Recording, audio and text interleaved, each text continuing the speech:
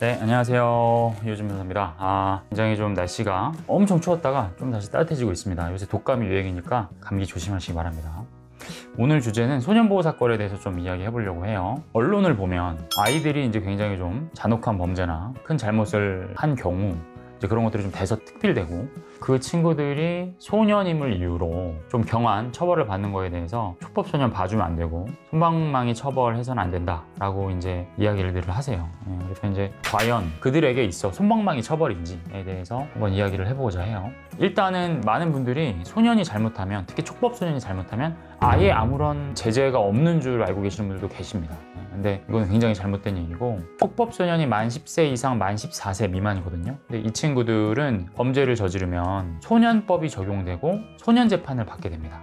그리고 그 소년재판의 결과 이 친구들에게 주어지는 징계가 소년법상의 보호처분이라는 거예요. 보호처분은 형법상에 일반적으로 처벌이랑 똑같은 얘기입니다. 우리가 흔히 아는 뭐 벌금, 금고, 징역 이런 것들을 저희가 알고 있죠. 근데 이런 것들은 처벌인데 이러한 처벌이 아닌 보호처분이라는 것을 받게 됩니다. 그래서 보호처분은 1호부터 10호까지 있어요. 보호자 감호 위탁, 2호는 수강명령, 3호는 사회봉사, 4호, 5호는 보호관찰이라는 겁니다. 6호는 뭐 아동복지시설 이런 데 이제 수감되는 거, 그다음 7호는 이제 치료를 목적으로 수감되는 거, 8, 9, 10호가 우리가 많이 알고 있는 소년원 가는 겁니다. 그래서 짧게는 1개월, 6개월, 2년 이렇게 나뉘어져 있는 거예요.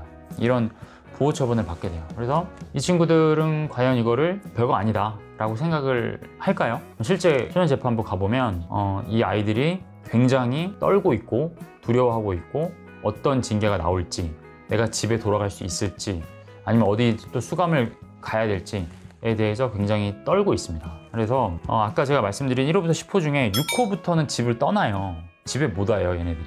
6호, 7호 같은 경우에는 민간시설이긴 한데 6개월간 못 오고요. 8, 9, 10호는 이제 소년원이라서 1개월, 6개월, 2년 동안 집에 못 옵니다. 그다음 그 전에도 제가 영상도 많이 남겼습니다만 이러한 보호처분이 결정되기 전에 필요한 경우에 구속을 시켜서, 인신에 구속을 시켜서 조사하는 기관이 있다 그랬죠. 그게 뭐죠? 소년분류심사원이라는 게 있다 그랬죠. 그것도 어떻게 보면 1개월 동안 학생과 소년을 가둬놓고 집중적으로 조사를 하는 거기 때문에 인신의 구속의 영역입니다. 그래서 아이들이 항상 떨죠. 저희 유튜브 댓글에 봐도 이 정도 사안이면 분류심사원 가나요? 이 정도 사안이면 소년원 가나요? 이렇게 학생들이 직접적으로 많이 댓글도 답니다. 그렇기 때문에 솜방망이 처벌이라고 이야기하지만 실질적으로 그 아이들이 받아들이기에는 반드시 그렇지는 않다라는 거를 아셨으면 좋겠어요. 그래서 이제 8호 처분을 제외하고는 6개월 이상 가는 거기 때문에 학교 생활을 할 수가 없죠. 그래서 이런 경우에는 소년원 학교로 전입한 걸로 이렇게 처리를 하고요. 8호 같은 경우 남자 소년은 대전소년원에서 수용을 하고요. 여자 소년은 청주소년원에 입소를 합니다.